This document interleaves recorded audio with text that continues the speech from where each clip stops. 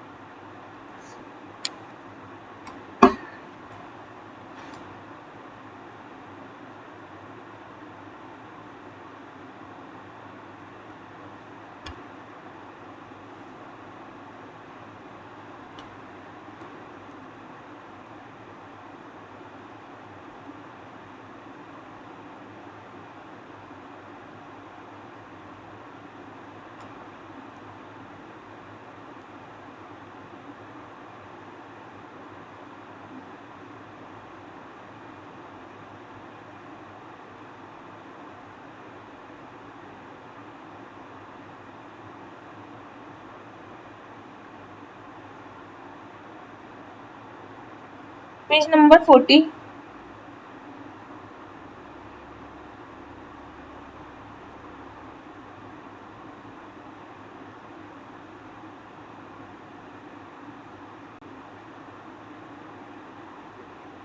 We discuss free trade agreements and global trade barrier, World Trade Organization and remittances, liberalized labor and credit rating agencies. And now today we are going to start agriculture sector. What we are going to start?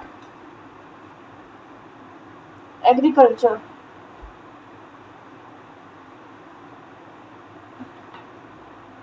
This sector is the sector where 59% of our population is dependent.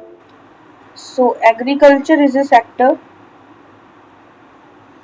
where 59 or 60% of the population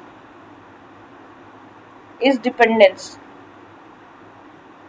and it contribute in the GDP how many? I think 18 to 19%. Okay, so first in that we are discussing the fertilizers sector in India. Fertilizer sector are the Cabinet Committee of Economic Affairs, the innovative scheme which is a 3.70 lakh crore. Okay, and there is the PM Pranam scheme. Name is PM Pranam scheme. This PM Pranam scheme is announced in 2022 budget and incentivized to promote the alternative fertilizers and balanced use of the chemical. It is for the balanced use of chemical fertilizers. Okay, next one is market development assistant.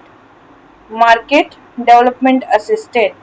This is also promoting the organic fertilizer. Organic fertilizers. Next one is Govardhan.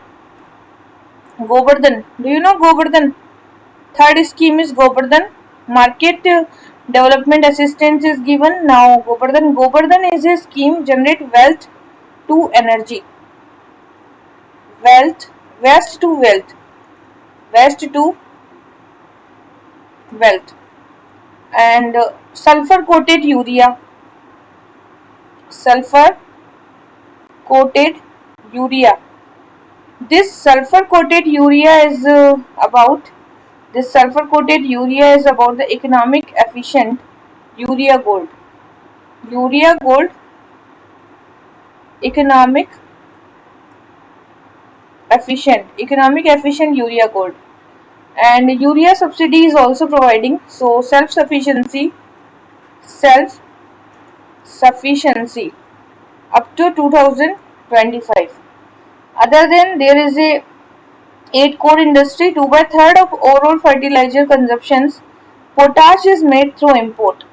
So we are importing potash. We are importing 2 by 3rd of the potash. We are second largest in the consumption. So we are second largest in the consuming this and third largest in the producing. Okay तो हम consume करते हैं इसको, second largest है, third largest in the producing and largest importer है हम. Import में क्या है, लार्जेस्ट है, फर्स्ट नंबर है हमारा इंपोर्टिंग में. प्राइमरी फर्टिलाइजर के नाम पता ही होंगे आपको, क्या क्या होते हैं. Phosphate, potassium fertilizer, nitrogenous.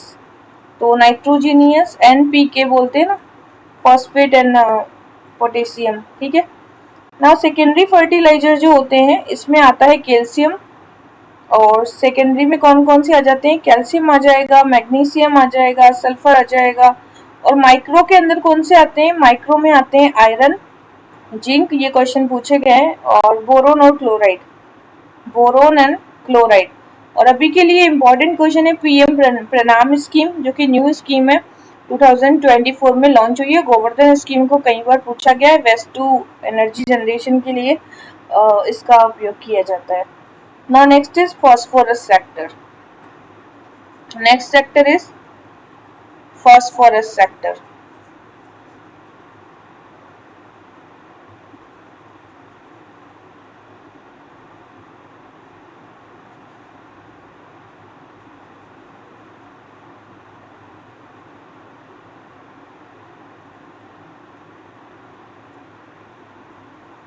So phosphorus is the reduce the use of chemical. What we want to reduce the chemical fertilizer, and we want to adopt a agroecological approach. We want mining and urban sewage to produce phosphorus. In the mining and urban sewage we want to produce phosphorus. Okay, so in that case only from 2 states, Rajasthan and Madhya Pradesh. Phosphorite rocks कहाँ पर है, मध्य प्रदेश में है और राजस्थान में. केवल 2 ही state ऐसे हैं जहाँ पर है. सो इसके डिपॉजिट ललितपुर में है, मसूरी में है और कडप्पा बेसिन में है. Now it is a phosphorus को एग्जिस्ट विद कैडमियम. अगर कैडमियम होता है तो ही फॉस्फोरस एग्जिस्ट कर पाता है. And a heavy metal that is whose removal is expensive. Now control of most of the world reserve of phosphorus, which is major geopolitical concern, and loss directly to the water bodies में directly loss हो जाता है. और cadmium laden fertiliser है ये, तो heart disease भी हो जाती है. अगला है minor irrigation. Minor irrigation, what do you understand. Ministry of जल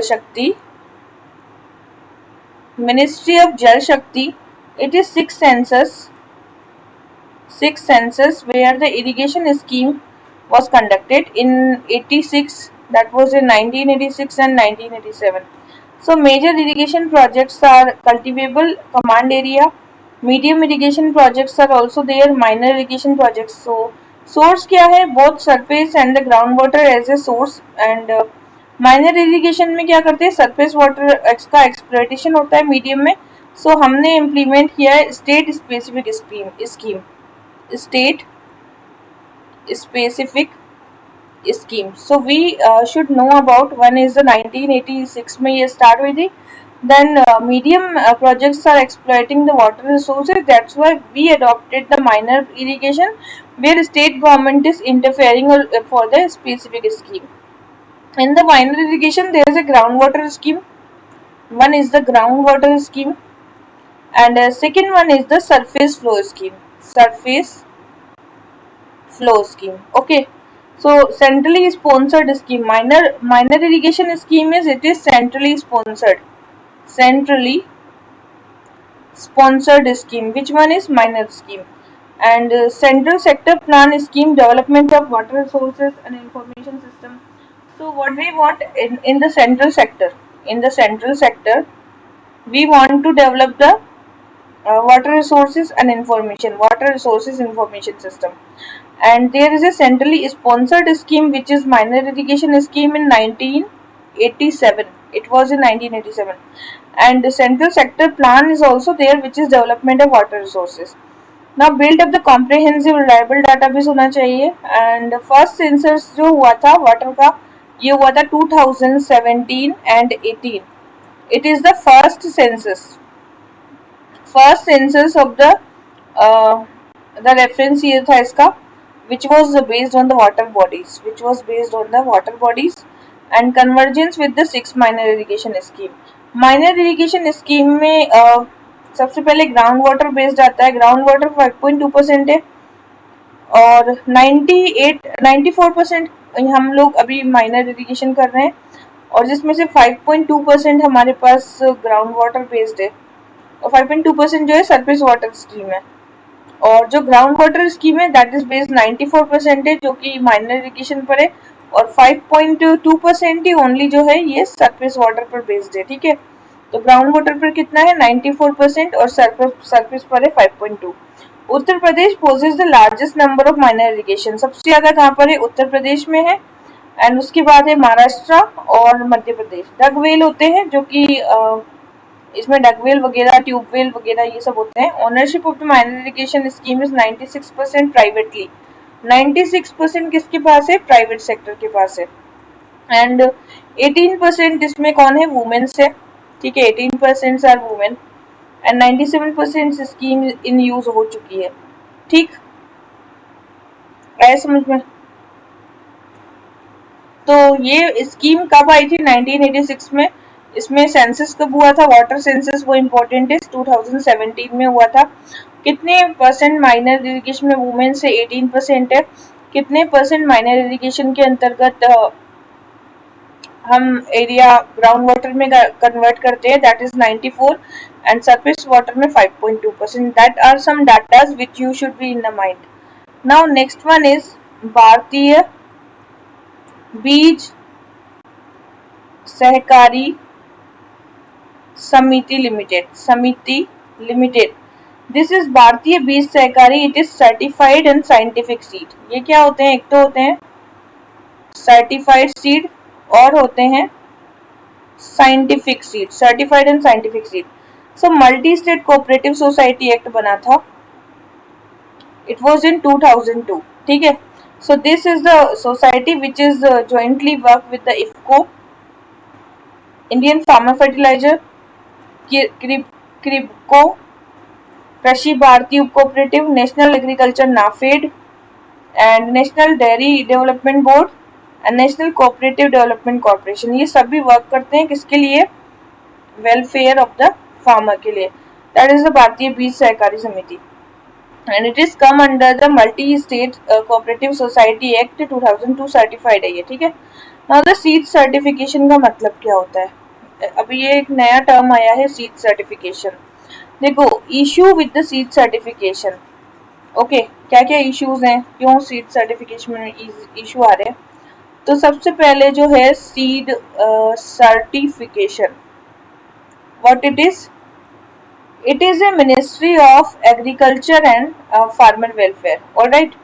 Now this is about the Sathi scheme, and this Sathi scheme is about the seed traceability authentication holistic portal, and centralized online system is there, that is challenges of seed production and quality identification of the seed. Now seeds के लिए एक QR code होता है. Okay. After tracing this national information centre के पास ये records जाते हैं.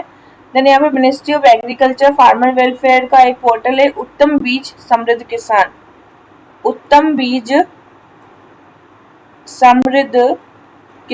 ठीक है, इस पोर्टल के माध्यम से they are sold as a licence dealer to centrally registered farmer. जो कि रजिस्टर्ड फार्मर होते हैं उनको सेल किया जाता है. So it is given the legal status. क्या दिया गया है, legal status is also given, and the enactment of the seed act.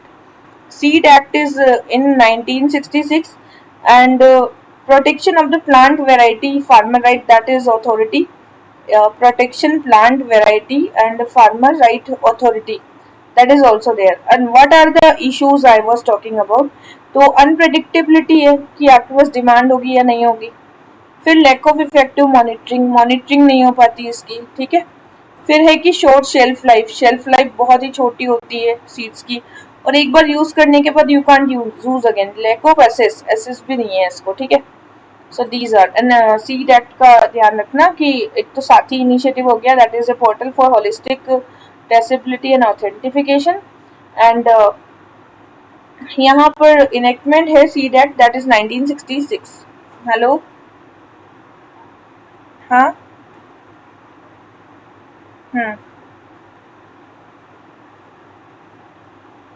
Okay, so it was in 1966, that was the Seed Act. It came, and it was the variety of the farmers and ensured the availability of the seed planting material. And now next one is what? The food storage in India. Next topic is about the food storage in India. Food storage in India. Next topic is about the food storage in India. So, food storage. Okay. So C, world largest grain storage क्या है? Cooperative sector के पास है. कहाँ पर है? That is in the cooperative sector. And here the enactment of the ministry, inter ministerial committee and union cabinet, they are constituted. Aim क्या होता है? Security, reducing wastage and empowering the farmer. Go down, PACS are village level cooperative है. एक तो कहाँ पर है? Village level पर है, ठीक है. एंड सेकंड जो है शॉर्ट टर्म लैंडिंग्स होती है, इसमें शॉर्ट टर्म लैंडिंग भी कर सकते हैं. एंड यहाँ पर 10 सेलेक्टेड डिस्ट्रिक्ट्स हैं जिसमें मिनिस्ट्री ऑफ कोऑपरेशन इम्प्लीमेंट कर रहा है पायलट प्रोजेक्ट को. तो ministry of cooperation it is implementing in the 10 states, 10 selected district के अंदर. क्या है? Food storage in India. तो ये कौन है? मिनिस्ट्री ऑफ कोऑपरेटिव, ये इस पे वर्क कर रहा है. स्कीम क्या है? मिनिस्ट्री ऑफ एग्रीकल्चर होगा इसमें, एक ministry of agriculture and farmer welfare. Okay, तो ये क्या करेगा? इंफ्रास्ट्रक्चर फंड बनाएगा, AIF. Next agriculture marketing infrastructure, agriculture marketing infra fund. Next mission integrated development of horticulture, integrated development of horticulture and sub mission of agriculture mechanization. Okay. Next है ministry of food processing, ministry of food processing. ये जो ministry of food processing है, इसके through क्या करेंगे? Micro food processing होगा, एक तो होगा micro food processing. Okay. And second क्या होगा? प्रधानमंत्री किसान संपदा योजना, PM किसान संपदा स्कीम. तो ये दो स्कीम फूड प्रोसेसिंग में आती है. पहली तो आएगी क्या? Micro food processing, and the second will be the Pradhan Mantri Kisan Sampada, PM Sampada. Okay, these two schemes are under the Ministry of Food. Ministry of Consumer and Welfare. अब consumer and welfare में national food security 2013 में आया था, और minimum support price, ये दो चीजें आ जाती है, ठीक है. तो ये सब चीजें लगा करके completely we can go for the food processing, because only one ministry can't help us for the food storage. All of the ministries are important for food storage in India.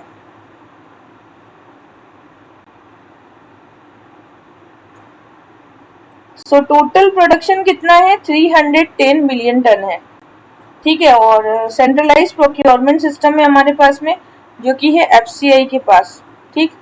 और स्टेट गवर्नमेंट में भी stock होता है जो कि FCI के पास होता है. और डिसेंट्रलाइज है हमारा procurement system, it is decentralized. And central government has assumed the responsibility for storage and transportation. And operational responsibility किसकी होती है? स्टेट की होती है. स्टेट की क्या होती है? Operational responsibility. Now, the managing the food inflation in India. What are the problem of the food inflation? Food inflation. So first is what is the food inflation? Okay. तो ये जो फूड इन्फ्लेशन है, this is meaning the cereal export has cost 45,000 crore. So international economical relation research on the Council of the Research on International Economical Relation ICRIER ICRIER that is ये क्या चाहती है कि curve करना है, क्या curve करना है हमें, इन्फ्लेशन को कर्व करना है. ये एक स्पेशलाइज एजेंसी है जो कि हमारे यहाँ पर जो इन्फ्लेशन हो रहा है उसको कम करना है. तो all India consumer price index में हम अगर देखें तो फूड और बीवरेज को कितना दिया गया है, फूड एंड बीवरेज इसको दिया गया है 45%. फिर पान और टोबेको और पान इसको दिया गया है 2.4%. फिर दिया गया है हाउसिंग को दिया गया है 10.1%. फिर है फ्यूल को, ठीक है, फ्यूल एंड लाइट को दिया गया है 6.8%. हाउसिंग को 10.1% है, फ्यूल एंड लाइट को दिया गया 6.8, ठीक है. हाउसिंग को 10% एंड टोबैको को 2.54%, फ्यूल को 6% ऑलमोस्ट एंड फूड को दिया गया 45%. That's why wholesale price index जो होता है ये मेजर करता है होलसेल लेवल पर, WPI मेजर करता है होलसेल लेवल पर और CPI कैलकुलेट करता है रिटेल लेवल पर. It is calculate in the retail level. WPI consider price change of the goods only while CPI consider both. तो WPI में केवल गुड्स आते हैं जबकि CPI में गुड्स भी आते हैं एंड सर्विसेज भी आती हैं. CPI gives more weightage to food item. CPI में फूड को क्या दिया गया है, मोर वेटेज दिया गया है, ठीक है. और CPI gives more weightage to food item and WPI release the economical advisor of Ministry of Commerce. It is Ministry of Commerce and Industry और economical advisor होता है वो रिलीज करता है. जबकि जो CPI है ये मॉस्पी है, ministry of statical and programme implementation MoSPI and NSO जो है वो कंज्यूमर प्राइस को रिलीज करता है. तो हमेशा ध्यान रखना ministry of commerce and industry है, ministry of commerce and industry WPI को रिलीज करता है, जबकि NSO जो है NSO और the MoSPI which is release the CPI consumer price index. Consumer means both goods and services, wholesale is only goods and ministry different है दोनों की, ठीक है. Now next is food inflation.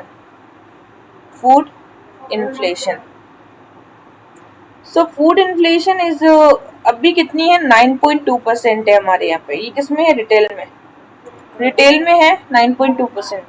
Major contribution किसका है, tomato का है, onion का है और सीरियल का है.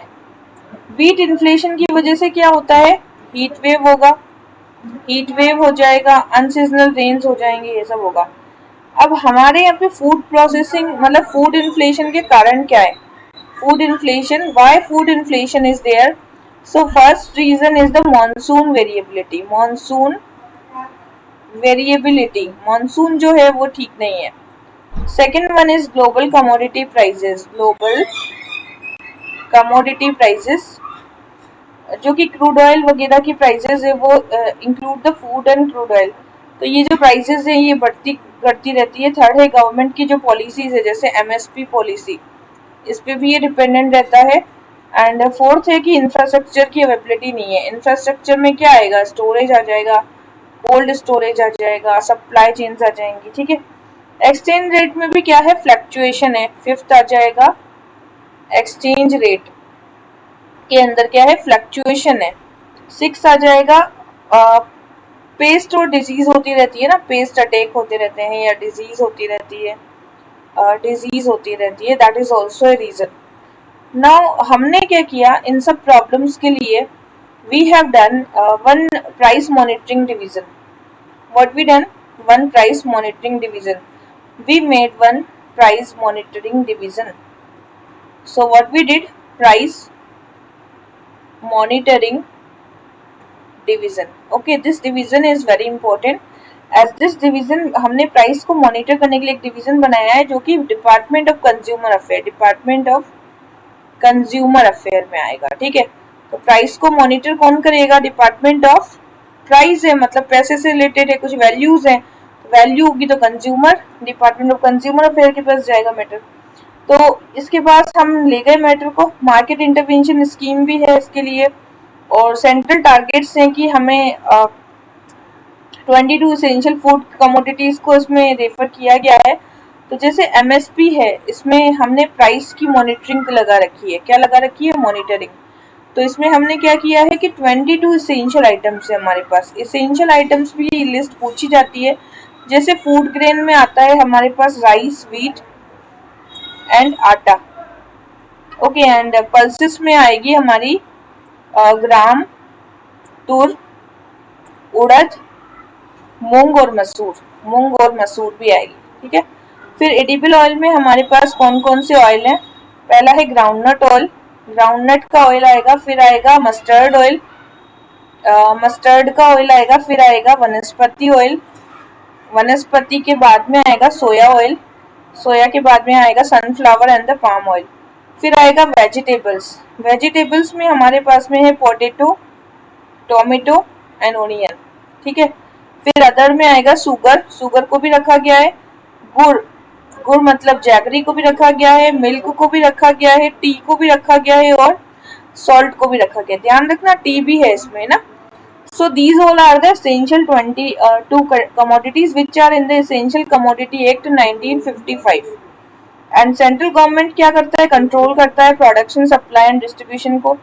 सो अदर मेजर लिए गए हैं फूड इन्फ्लेशन को कंट्रोल करने के. What kind of measures we taken?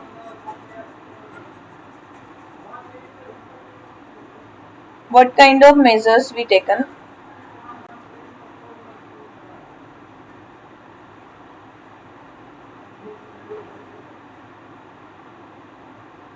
So पहला है operation green. Operation green. In Operation Green, we promoting the food as a FPO, Farmer Producer Organization, intelligence to prevent the localized gluts. ठीक है, price stabilization करना है. Operation green को FPOs के लिए launch कर दिया गया. फिर है price stabilization fund. Price stabilization का फंड बनाया हमने. उसके बाद हमने एक्सपोर्ट पर रेस्ट्रिक्शन लगा दी. Export restriction. उसके बाद में डायरेक्ट सपोर्ट दिया फार्मर को, डायरेक्ट सपोर्ट. एंड लास्ट में है सप्लाई साइड मेजर लिए हमने. सप्लाई साइड के कुछ हमने क्या लिए? मेजर्स लिए. ठीक है, तो these all intervention what we did. सबसे पहले हमने प्राइस को स्टेबलाइज किया, एक्सपोर्ट पर रेस्ट्रिक्शन लगा दिए, डायरेक्ट सपोर्ट दे दिया फार्मर को, सप्लाई साइड मेजर्स लिए, ऑपरेशन ग्रीन चला लिया. अब ऑपरेशन ग्रीन क्या होता है? Operation green is operation which is based on the FPO and to increase the production, that is the operation green. now aquaculture की अगर हम बात करें, aquaculture. Okay, so these aquaculture sector में क्या आती है? फिशरीज आएंगी. तो फिशरीज में हम प्रोडक्शन करते हैं फर्स्ट नंबर पर. We are first number in the production, second number in the aquaculture production, aquaculture production, and third number in the overall fish. Overall fish में हम थर्ड नंबर है. ये इनलैंड में, इनलैंड में हम फर्स्ट नंबर पर है, जबकि ओवरऑल में थर्ड नंबर पे है, और फोर्थ नंबर है हम एक्सपोर्ट में. ठीक है, so this is all about our fishery sector. Coastal aquaculture act है, coastal and aquaculture act, and that was in 2005. सो हमें क्या करना है? सबमर्ज केज या नेट पेन्स होते हैं, are used to farm fish, and lines are used to farm seaweeds and the muscoloxine.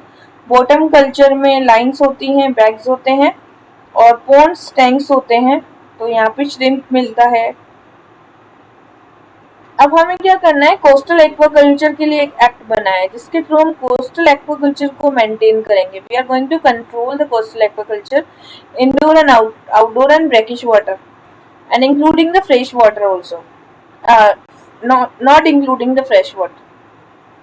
अब हमारा यहाँ पे क्या स्कोप है, farm to cover all the vertical activities of coastal aquaculture. फिर इसमें इकोलॉजिकली सेंसिटिव एरियाज भी होते हैं. Ecologically sensitive area. These ecologically sensitive areas are no development zones. No development zones. ठीक है, ecological sensitive area, no development zones. These are the exemption. Changes to the coastal aquaculture authority. So there is a Ministry of Fishery. Increase the scope for facility that engage in the coastal aquaculture and decriminalization करना है हमें. And authorize an officer at least secretary level का एक officer होना चाहिए जो इसको manage कर पाए. सेक्रेटरी लेवल का क्या होना चाहिए, ऑफिसर होना चाहिए. ठीक. Now next one is inland fishery. So we are first rank in the inland fishery. We are rank first in the inland fishery. We are first rank in the inland fishery. So China become the largest contributor, thereby emerging one of the top 3 country. Inland fishery का अगर हम देखें तो graph ऐसे जा रहा है. यहाँ पे फिश प्रोडक्शन हो रहा है, ये हो गया मरीन प्रोडक्शन, देन ये हो गया इनलैंड प्रोडक्शन. ठीक है, ये पीक है इंडिया का. और ना कैप्चर करना है फिश को डायरेक्टली, देन रेस करना है, हार्वेस्टिंग, एनवायरमेंट टूल्स भी लगाने. तो हमें क्या करना है इसके लिए, एक तो होने चाहिए टैंक एंड पॉन्ड्स. सेकंड है कोल्ड वाटर, कोल्ड वाटर में आप कर लो. थर्ड है केप कैप्चर्स होते हैं ना, केप कल्चर, उसको प्रमोट करना है. उसके बाद ब्रैकिश सैलाइन एक्वाकल्चर बना सकते हैं हम, एक्वाकल्चर को भी प्रमोट कर सकते हैं. ऑर्नामेंटल और रिवराइन ये भी होते हैं. फिर है PLI स्कीम, वो हर जगह भी चल रही है. तो क्रेडिट गारंटी स्कीम है यहाँ पे, credit guarantee scheme for live stock sector. तो ये क्या है, डिपार्टमेंट ऑफ एनिमल हस्बेंड्री है, department of animal husbandry and dairy. Okay, this is the department which is working with the Ministry of Fishery and Dairying. Okay, so this is credit guarantee scheme for the livestock sector. They are providing to the livestock sector. So here credit guarantee coverage up to 25% तक दिया जा रहा है. And MSME भी engaged है यहाँ पर. ठीक है, MSME is also engaged. And animal husbandry infrastructure development, animal husbandry infra development fund भी बनाया गया है. Dairy processing, meat processing, breed improvement and settling the veterinary system, waste to wealth Govardhan, and interest subvention भी दिया जाता है. तो subvention कितना है, 3% का यहाँ पे सबवेंशन दे दिया. लोन्स भी प्रोवाइड करवाए जाएंगे, अप टू 90% लोगों को यहाँ लोन प्रोवाइड करवाए जाएंगे, जो कि कोऑपरेटिव डेवलपमेंट कॉर्पोरेशन होता है, नेशनल कोऑपरेटिव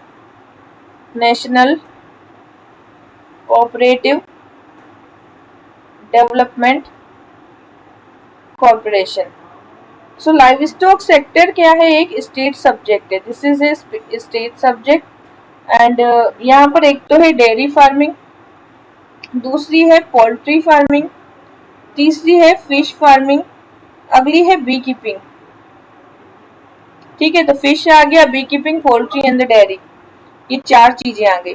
फादर कौन है व्हाइट रिवॉल्यूशन का, डॉक्टर वर्गीस कुरियन, इसे तो सभी जानते हैं, doctor Varghese Kurien. And he was the propounder of the operation flood. Okay, and milk production. Animal husbandry का स्टैटिस्टिक्स आया है जिसमें मिल्क प्रोडक्शन में हमने 22% इंक्रीज कर लिया है. ठीक है, इसके बाद एक के अंदर हमने 33% इंक्रीमेंट लिया है, मीट में हमने 20% का इंक्रीमेंट ले लिया है, और वूल में हमने 16%